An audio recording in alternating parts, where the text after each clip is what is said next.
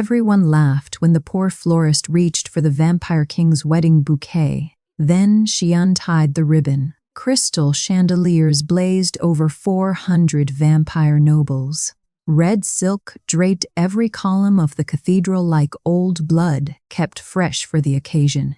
Goblets of wine sat untouched in pale hands. Somewhere above the altar, a choir held its final note a beat too long, then died into silence. Mara Veal stood at the edge of the aisle, her plain brown dress damp at the hem, her arms full of white roses she had just taken back from the bride. "Excuse me," Celine Ashcroft said, her smile thinning at the edges. Mara didn't return the bouquet. To her right, King Lucien Draven turned his head, pale-haired, crowned in black iron, draped in a fur-collared coat he hadn't removed despite the heat of 1,000 candles. He was the kind of man kingdoms went quiet for. 2 centuries old, feared by 5 conquered houses, mourning a sister he never spoke of. The court remembered all at once why they feared him. Celine laughed, sharp and bright. She delivers flowers. Now she thinks she can stop a coronation wedding. Mara turned the bouquet over in her hands. Beneath the white satin wrap, tied tight against the rose stems, was a black funeral ribbon. Lucien went very still. Mara lifted it where he could see it. "This isn't a wedding bouquet," she said quietly. "This came from a memorial." The cathedral did not breathe. Mara had learned long ago that flowers told the truth even when people didn't. Roses bruised if you gripped them out of fear. Lilies stained your fingers no matter how careful your gloves were. Hydrangeas wilted the moment a florist lied about how long they'd sat in water. People were harder to read. Nobles smiled through betrothals they intended to break. Brides ordered blush pink centerpieces and then wept that the color looked too hopeful. Queens, it turned out, could order a wedding bouquet that was never meant to bring anyone joy at all. She had spent years learning this language in the back room of a shop at the edge of the capital, where the rent arrived faster than mercy, and the only currency she fully trusted was her own 2 hands. The shop was called Thorn and Veil, tucked into a crooked lane behind the silk merchant's quarter, with a green door, a floor of cracked gray stone, and a cooler that hummed like something tired of being useful. Mara had built her name there one careful arrangement at a time, until even palace stewards whispered that the girl on Thorn Street could read a flower the way scholars read scripture. She was poor. She had always been poor, but no one in the kingdom doubted her honesty, and in a court built on flattery, honesty had become its own strange kind of currency. Her shop sat between a tailor who never paid on time and a bakery whose ovens kept the whole street warm through winter. And most mornings Mara woke before dawn to check on whatever had been cut the day before. Roses needed their stems retrimmed daily or they sealed themselves shut and stopped drinking. Hydrangeas needed a vinegar rinse if they'd wilted overnight, and the rarer stock, the orchids and the imported lilies, needed watching the way some people watched fevers, because they could turn from healthy to ruined within hours if she wasn't careful. Her assistant, a quiet boy named Wren, had been sweeping petals off the work table when the summons arrived 3 days earlier, a folded cream parchment sealed in red wax, carried by a palace courier who refused to meet Mara's eyes. "They want the royal wedding bouquet," Wren had said, turning the parchment over twice as if it might rearrange itself into a joke. "Our shop. The actual ceremony bouquet." Mara had read the request twice herself. 400 white roses for the centerpieces, garlands for the staircase, and 1 bridal presentation bouquet to be delivered personally by her hand. No substitutions. There had been a second line beneath it, written in a different ink, as though added almost as an afterthought. "No lilies, no black ribbon, no memorial stock. The king does not allow it in any family celebration." Mara had stared at that line longer than the rest of the order combined. "Why tell us that?" she'd asked the courier. "If we'd never have used them anyway?" The courier had only bowed and left, the way people did when they'd been told to say nothing further. She had written the warning into her ledger in red pencil, the same way she marked every restriction a client gave her and told herself it meant nothing. Royal households were superstitious. Royal households were also, in her experience, full of people who said one thing and meant another. That night, Wren had asked her, half-jokingly, whether she was nervous about working for a king who had supposedly burned down an entire rival house for insulting his sister's memory. Mara had told him the story was almost certainly exaggerated. Kings collected legends the way nobles collected jewels, each retelling a little more polished than the last.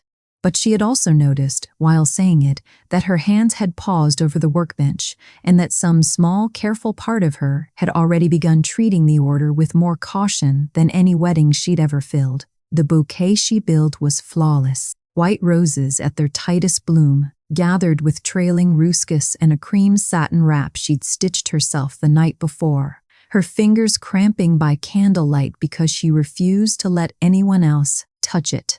She had checked it twice before leaving the shop.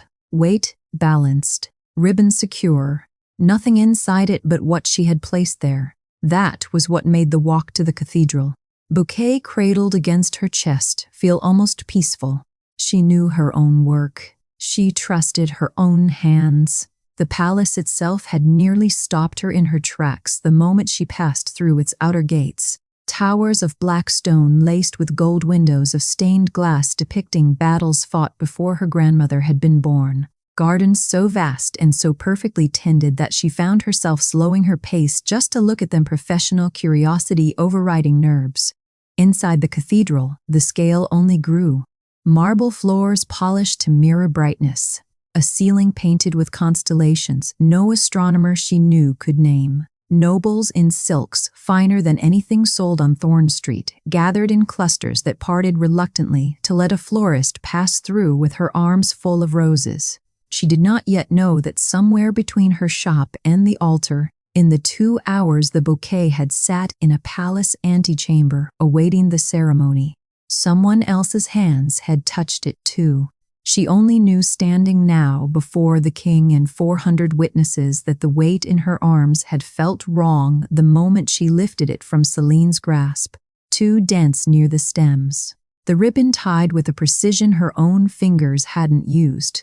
And she knew, looking down now at the black funeral ribbon coiled like a secret beneath the roses, exactly which flowers were hidden underneath it. She had arranged this memorial herself, 3 years ago, for a sister the king never spoke of. Someone had brought it back from the dead.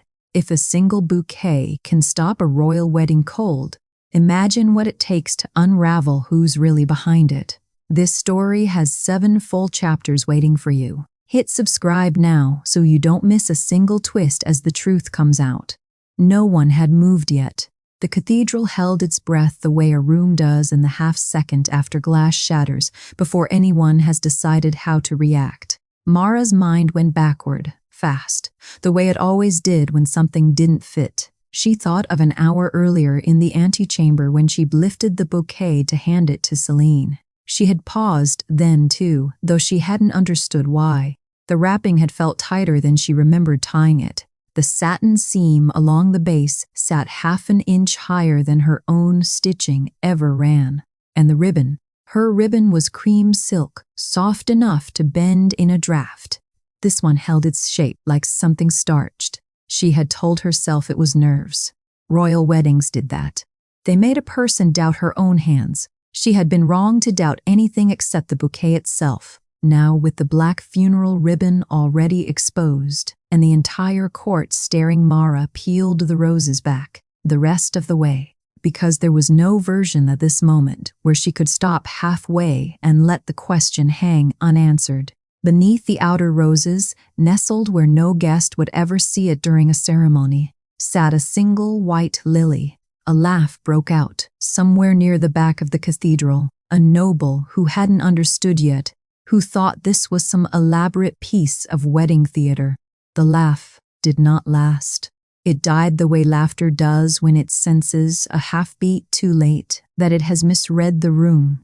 Because Mara knew this lily, not the way a florist recognizes a species, the way a person recognizes a face. She had cut this exact lily's twin from her own cooler 3 years ago on a morning so cold her shears had stuck to her gloves, and wrapped it with this exact ribbon in this exact fold for a 14-year-old girl who would never see another spring. "This isn't a wedding bouquet," Mara said again, quieter now, because the first time she'd said it she hadn't fully understood what she was holding. Now she did.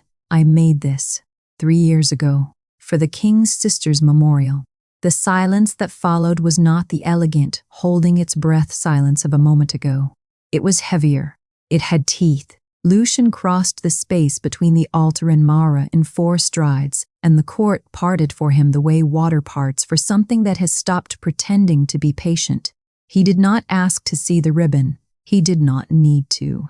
The moment his eyes found the small embroidered crest stitched into its edge, a single thorn wrapped around a closed bud, the mark Mara had sewn into every memorial piece she ever made for the royal family. Something in his face closed like a door. "Where?" he said, and his voice did not rise, which was somehow worse than if it had. "Did this come from?" "I don't know," Mara said. "I built the wedding bouquet myself. This was inside it when I opened it just now. It wasn't inside it when I left my shop." A noblewoman near the front pressed a gloved hand to her mouth. Somewhere behind her, 2 lords had gone the particular shade of pale that vampires only managed when something had genuinely frightened them, which Mara understood now was rare enough to be its own kind of confirmation. Celine's hand had drifted to her chest, fingers splayed in a perfect imitation of shock. "I don't understand," she said to the room, to Lucian, to no one in particular. "I never touched the bouquet before the ceremony. I would never." "Lucian, you cannot think. I haven't said what I think."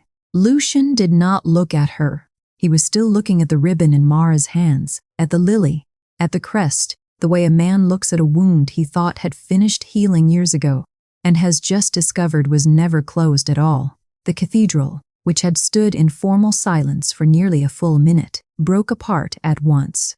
Nobles turned to each other in overlapping whispers. A steward near the side doors began moving toward the exit, perhaps out of habit, perhaps out of fear, and 2 more guests followed him simply because he had started walking, and panic is contagious among people who have spent centuries being protected from consequences. "Someone did this on purpose," a lord near the front said loudly enough to be heard, and the word purpose moved through the crowd like a spark finding dry kindling. Guards shifted near the doors, uncertain whether to hold position or clear the room. A woman near the back began to cry, though she couldn't have explained why, only that something in the air had gone wrong in a way her body understood before her mind did. Lucian turned from Mara at last, and when he spoke his voice filled the entire cathedral without him raising it at all. The particular gift of a man who had commanded armies for 200 years. "Nobody leaves this palace." The guards at the doors straightened. The steward, who had been halfway to the exit, stopped where he stood. 400 nobles, dressed for a wedding, suddenly understood they had arrived at something else entirely. The cathedral doors sealed with a sound that rolled through the marble like distant thunder. Guards lined every exit, and the wedding guests who had come dressed in silk and jewels now stood pressed into clusters, no longer guests so much as witnesses, waiting to learn what kind of room they had become trapped inside. Lucian led Mara to a side chamber off the nave, one of the small rooms used for private prayers before ceremonies. The walls were bare stone, the only light a single iron candelabra, and for the first time since the bouquet had come apart in her hands, Mara found herself alone with the king of a kingdom she had only ever served from a polite distance. "Explain it to me," Lucian said.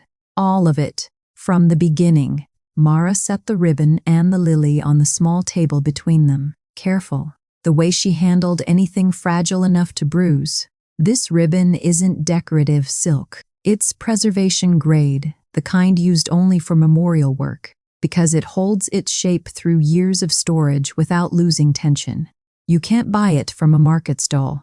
It's woven by 2 houses in the capital, and the royal family has always used the same one." She turned it over, showing him the underside. See the stitching along the seam? That's a triple lock fold. I use it because memorial ribbons get handled, moved, viewed, sometimes touched by mourners, and they can't be allowed to fray. The wedding ribbon is single-stitched. It's meant to be undone easily on the day, then discarded. Lucian said nothing, but his eyes followed her hands, the way a man follows the only solid thing in a room that has otherwise come loose from its foundations. And the lily, Mara continued, lifting it gently. White lilies aren't used in our wedding work. Not in this kingdom. They're funeral flowers. They symbolize the soul's return to rest, which is why no bride would carry one, and why I'd never have included one even by accident. She paused. But this one isn't just any lily. Look at the stem cut. Diagonal, high, close to the bud. That's my cut. I learned it from my mother, and she learned it from no one because she invented it. No other florist in the capital cuts this way. You're telling me you made this. I'm telling you I made the original 3 years ago for your sister. Mara met his eyes because there was no gentle way to say what came next. This isn't a copy. Either this is the actual lily and ribbon from that memorial, somehow preserved and reused, or someone studied my work closely enough to recreate it exactly. The stitching, the cut, the crest, and your majesty. I have never taught anyone how I do either. Lucian was quiet for a long moment. When he finally spoke, his voice had gone very flat, the careful flatness of a man holding something back by force. Then, whoever did this had access to either my sister's memorial itself or to you. Yes, that narrows the kingdom considerably. It does. He left her there with 2 guards at the door and went to address the court himself, and within the hour the investigation had already begun consuming the palace like a fire finding dry timber. By midnight, suspicion had spread across nearly every servant who had touched the wedding preparations. The palace florists who'd arranged the ceremony's secondary displays were questioned first, then released when it became clear none of them had been within reach of Mara's sealed bouquet box. Guards who'd stood post near the floral storage room were interrogated next, their schedules checked hour by hour. Delivery workers who had carried crates into the cathedral that morning were pulled aside one by one, their names recorded, their movements traced. It was a young servant named Petran who finally cracked. He was barely 20, pale even by vampire standards. And when 2 guards brought him before Lucian in the great hall, his hands shook so badly the ledger he carried nearly slipped from his grip. I moved it, he said, before anyone had asked him anything. The bouquet. I switched the boxes in the antechamber. Please, I didn't know what was inside it. I swear on my life, I didn't know. The hall went still in the particular way. Rooms go still when someone has handed the court exactly the villain it wanted. Who told you to move it? Lucian asked. A note, Petran said. Left in my quarters. It said the florist's box was damaged and needed replacing before the ceremony, that a fresh one would be left in its place, that I should make the switch quietly so as not to disturb the bride before the wedding. His voice cracked. I thought I was helping. I thought it was a kindness, sparing her the worry. Where is this note? I burned it. I was told to. The court exhaled as one, satisfied, already moving toward judgment. A frightened boy, an anonymous order, a confession freely given. It had the shape of an ending, and the ending was what 400 frightened nobles wanted more than truth. Mara, standing near the rear of the hall, did not feel satisfied at all. She watched Petran's hands shake, watched the way his eyes kept darting to the guards rather than to Lucian, the way a guilty man's eyes settle on whoever holds the most immediate danger rather than the one asking questions. And she thought of the bouquet itself, sealed, tied with her own knots, locked inside a box she had latched personally before leaving her shop. Your Majesty, she said, stepping forward before she could think better of it. Ask him to describe the box. Lucian glanced at her, then back to Petran. Describe it. Wooden. Cream ribbon around the lid. I didn't open it, I only swapped it for the new one. You never opened the original, Mara said quietly. Then you never saw what was inside it to begin with. The hall's satisfaction faltered. Whoever planted the ribbon and the lily, Mara said, turning to Lucien, didn't need this boy to open anything. They needed him to move a box he never looked inside, which means the bouquet was already replaced, already holding the memorial flowers, before it ever reached his hands. Lucien's expression shifted, the calm settling into something colder, sharper. Then someone else built that bouquet, he said. Someone with access to the original.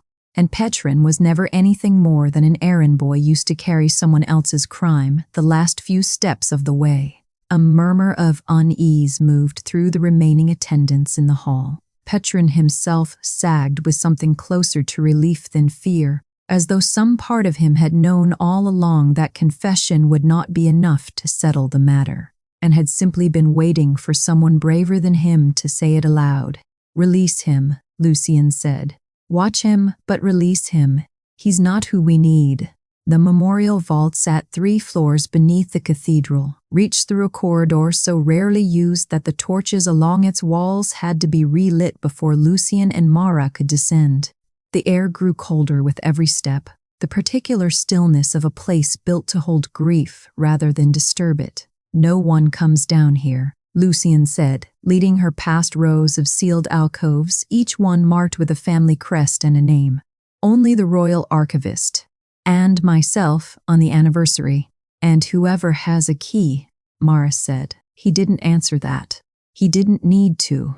The memorial chamber for his sister sat at the end of the corridor, a small stone room with a single preservation case built into the far wall, designed to keep flowers in suspended bloom for decades through a careful balance of cold air and sealed glass. Mara had seen the case only once before, the day she delivered the original arrangement.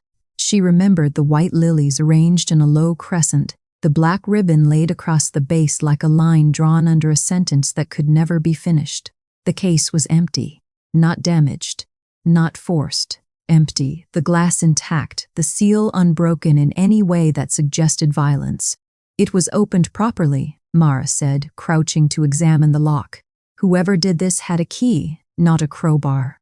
Lucien moved to the small writing desk beside the case where the archivist kept the preservation logs, a ledger recording every time the chamber had been opened, by whom and for what purpose, a formality required for every royal memorial in the kingdom.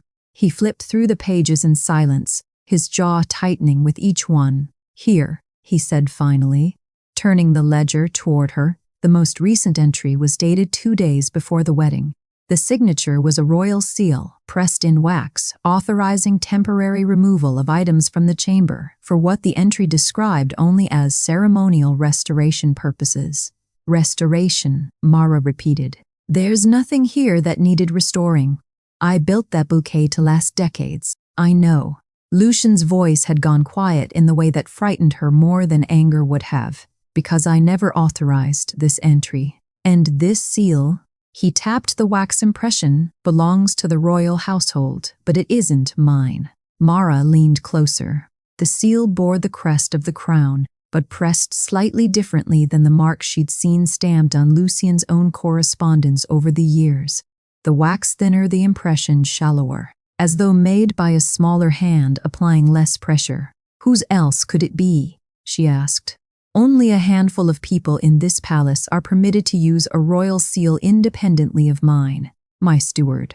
My sister's former nurse, who still oversees memorial matters out of respect for her. And, he stopped. And? My bride. The word sat between them, heavier than anything either of them had said since the cathedral. Mara didn't push. She didn't need to. She watched Lucien close the ledger slowly, the way a man closes something he wishes he hadn't opened, and turn back toward the empty case as though it might offer him a different answer if he simply looked long enough. It doesn't mean she did this, he said, though his voice carried none of the conviction the words were meant to hold. No, Mara agreed. But it means someone close enough to her could have. They searched the rest of the chamber in silence. Mara cataloging every detail the way she cataloged flowers, by instinct as much as method. Behind the writing desk, tucked into a drawer that hadn't been fully closed, she found a second sheet of paper, separate from the ledger, written in a hand she didn't recognize. Items retrieved as requested. Returned to floral storage, antechamber wing, as instructed. Discretion maintained. No signature. No seal. Only a date, the morning of the wedding, hours before the ceremony began. This wasn't a restoration, Mara said, holding it out to him. This was a delivery order. Someone took the ribbon and the lily out of this vault and had them carried to exactly where my bouquet would be sitting, timed precisely enough that whoever switched the boxes never needed to know what they were moving. Lucian took the page from her without a word, reading it twice. Above them, faintly, came the sound of raised voices, the muffled argument of nobles still locked inside the cathedral, growing louder by the hour. Word had clearly begun spreading beyond the wedding party itself. The lockdown could not hold rumor the way it held bodies, and rumor, Mara knew, traveled faster than guards could march. "They'll be saying I lost control," Lucian said quietly, almost to himself. "That I locked 400 nobles in a cathedral over a bouquet. That grief has finally unmade me." He looked at the empty case. "Which is, I think, precisely the point. You mean someone wanted this reaction. I mean someone wanted exactly this.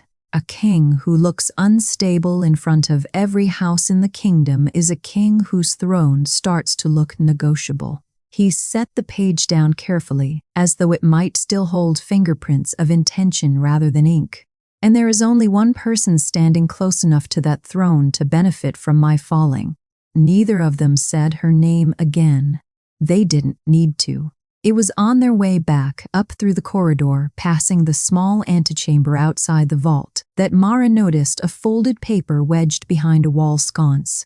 The kind of careless hiding place someone uses when they expect to retrieve something quickly and never get the chance. She pulled it free before Lucian could stop her. It was a short note written in careful looping script, addressed not to a servant or a guard, but to one of the Queen's personal attendants, instructing them to collect the items from the lower chamber and deliver them quietly to the cathedral's antechamber before the ceremony, with a final line that made Mara's stomach turn cold. "Celine wants this handled before Lucian arrives. No questions." Mara stood very still, the paper trembling slightly in her hand, and understood, with the same certainty she felt holding any flower and knowing instantly what story it told, that the conspiracy she and Lucian had been chasing through ledgers and locked chambers had just acquired its first true name. Lucian did not return to the cathedral. Instead, he summoned Celine's attendants one at a time to a small receiving room near the western wing,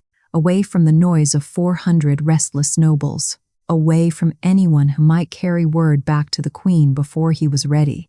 Mara stood near the window, the folded note still in her pocket, and watched him become someone she hadn't seen yet. Not the grieving king from the cathedral, not the careful investigator from the vault, but something colder, more deliberate, a man who had clearly learned long ago how to extract truth without raising his voice. The first attendant, a young woman named Corinne, came in twisting her hands so tightly her knuckles had gone white. "I only did as I was told," she said, before Lucian had asked a single question. "Her Majesty said it was meant to honor you. A private gesture. She said you'd want your sister included somehow, even if just in spirit, and that the lily and ribbon should be carried into the cathedral quietly, set aside until the right moment." "What right moment?" Lucian asked. Corinne hesitated. "She didn't say, only that I shouldn't ask, and that it would mean a great deal to you in time. And you believed her. She's the Queen." Corinne's voice cracked. "Why would I not believe her?" Lucian said nothing for a long moment, and Mara watched something subtle behind his eyes. The particular stillness of a man choosing not to feel something yet because there would be time enough for feeling later. The second attendant told a similar story, almost word for word, as though Celine had rehearsed the explanation and distributed it like a script. The third, an older man named Ferris, who had served the royal household for decades, was less convinced of his own innocence. "I carried the items," he admitted, "but I'll be honest, Your Majesty. I didn't believe her reasoning. Not entirely. It felt wrong the moment she said it. A private gesture doesn't usually need 3 people sworn to secrecy and timed to the hour." "Then why did you do it?" Ferris's jaw tightened. "Because refusing the queen isn't a small thing, and because she implied more than once that questioning her wishes would be remembered." Lucian absorbed this without visible reaction, though Mara, standing close enough to see the small movement at his temple, understood it was costing him more than his face let on. "One final question," Lucian said. "Did anyone instruct you on timing? When, specifically, the items need to be in place?" Ferris nodded slowly. "Before the ceremony began, not during. She was very precise about that. The switch needed to happen quietly, beforehand, so that—" He stopped, as though only now hearing his own words clearly for the first time. "So that's what?" Lucian said. "So that it would be discovered during the ceremony," Ferris finished, quiet with the particular horror of a man realizing he had been a willing piece in something far larger than he'd understood. "Not before. During." The room went very still. Mara felt the shape of it settle into place the way a bouquet settles once the final stem is added. Not because anything new had been said, but because the pattern had finally become impossible to read any other way. This had never been about wounding Lucian privately. It had been engineered for exactly the audience it received. 400 nobles, every major vampire house. Witnesses enough to ensure the story would travel through every court in the kingdom by morning. She wanted it public, Mara said, when Ferris had been dismissed and the room held only herself and Lucian. "Not to honor your sister. To break you in front of everyone who matters." "Yes," Lucian said. "Why?" He was quiet for a moment, turning the question over the way he'd turned the ledger pages in the vault, weighing what he already suspected against what he was only now allowing himself to say aloud. "A king who loses control publicly becomes a king the noble houses no longer trust to rule alone," he said finally. "If I had broken, wept, raged, anything less than what happened, every house in that cathedral would have spent tonight whispering that grief had finally unmade me. They'd have demanded a regency council, shared rule, someone steady standing beside the throne to manage what I apparently could no longer manage myself, and Celine would have been that someone. Celine would have become indispensable." His voice had gone hollow in a way that had nothing to do with anger and everything to do with realizing, all at once, exactly how long he'd been managed rather than loved. Not because anyone trusted her, because the alternative, a king who might break again, would have frightened them more. Mara thought of the note in her pocket, the careful instructions, the precise timing, the months it must have taken to plan something this exact.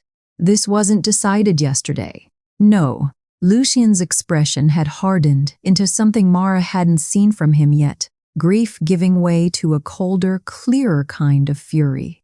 This was decided months ago, possibly longer. Every detail of our courtship, every gesture she made toward kindness. I don't know anymore which of it was real. Maybe none of it needs to have been real for you to still end this correctly. He looked at her then, properly, as though her words had cut through something he'd been too tangled in to see clearly on his own. "You're right," he said. "It doesn't." He crossed to the door and spoke briefly to the guard stationed outside, his voice low but absolute, the voice of a man who had stopped deliberating and started deciding. "Bring her to the cathedral," he said, "not privately, before the full court." "Your Majesty?" the guard asked. "She wanted an audience," Lucian said, and for the first time since the wedding had come apart in Mara's hands, something almost like calm entered his voice.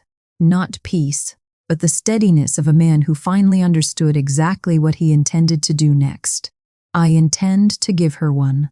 One final question, asked where every house in this kingdom can hear the answer. The cathedral had not emptied in the hours since the ceremony stopped, and by the time Lucien returned to the nave, the air inside had thickened with something closer to dread than curiosity. 400 nobles stood in their wedding silks, exhausted, frightened, no longer certain what kind of event they had been summoned to witness. Céline stood at the center of the aisle where the ceremony had been meant to reach its end, flanked by 2 guards who had escorted her in rather than simply allowing her to walk. Her composure was immaculate, her chin lifted, but Mara, standing near the altar steps with the ribbon and lily still in her keeping, noticed the faint tightness at the corner of Céline's mouth, the look of a woman recalculating in real time. Lucien did not raise his voice. He never needed to. "I called everyone here this morning to witness a wedding," he said, his words carrying easily through the silent hall. "Instead, you will witness the truth." He turned to Mara. "Tell them what you found." Mara stepped forward, and though every eye in the cathedral settled on her, she found she no longer felt the nervousness that had gripped her hours earlier. There was something steadying in simply telling the truth aloud, the same way there was something steadying in handling flowers. Neither required performance, only accuracy. "This bouquet," she said, holding up the white satin wrap that had once concealed the ribbon, "was not the one I built. The wedding bouquet I delivered this morning contained only white roses, gardenia, and ruscus, wrapped in single-stitch cream silk meant to be undone easily on the wedding day." She lifted the black ribbon beside it. "This is a preservation-grade ribbon, triple-stitched, used only for memorial work, because it must hold its shape for years rather than hours. It does not belong in a bridal arrangement. It never has." She held up the lily next, turning it gently so the diagonal cut at its stem caught the light. "This cut is mine. I learned it from my mother, and she taught it to no one else. This lily was preserved using the royal household's memorial methods, the same methods used 3 years ago when I personally arranged the late princess's memorial bouquet." She paused, letting the words settle. "The preservation logs in the memorial vault confirm the chamber was opened 2 days before this wedding, under a royal seal that does not match the king's own. The items were removed, then delivered to the cathedral's antechamber the morning of the ceremony, timed, according to witness testimony, not to be discovered before the wedding began, but during it." A murmur moved through the gathered houses, low and uneasy. 3 of the Queen's personal attendants have confirmed they carried out these instructions," Lucien said, picking up where Mara left off, his voice still level, still terribly calm. "They were told it was a private gesture of remembrance. It was not. It was designed for precisely this room, precisely this audience, precisely this moment." Céline's composure had not broken, but something behind her eyes had begun to shift, the look of a strategist watching the final pieces of a long game fall out of her control. "You have no proof that I have a note," Lucien said, "in your own attendant's hand, instructing that the items be handled before I arrive, with the express command that I not be told. I have testimony from 3 separate witnesses, given independently, describing the same instructions in the same words. I have preservation logs bearing a seal that belongs to this household that was not mine to give." He paused. "And I have you, standing in this cathedral, still trying to explain away evidence I have not yet finished presenting." The silence that followed was absolute. It was Céline who broke it, and when she did, her voice carried none of the panic the court had perhaps expected. Instead, something colder surfaced, something that had clearly been waiting beneath the performance all along. "Fine," she said, and the word landed like a door closing. "Yes, I arranged it." Gasps rippled through the noble houses, but Céline did not flinch from them. If anything, she straightened, as though finally relieved of the effort of pretending. "You think this kingdom is well served by a king who still weeps for a sister 3 years dead?" she said, turning slowly to address the gathered lords as much as Lucien himself. "I did this for the throne, for all of you.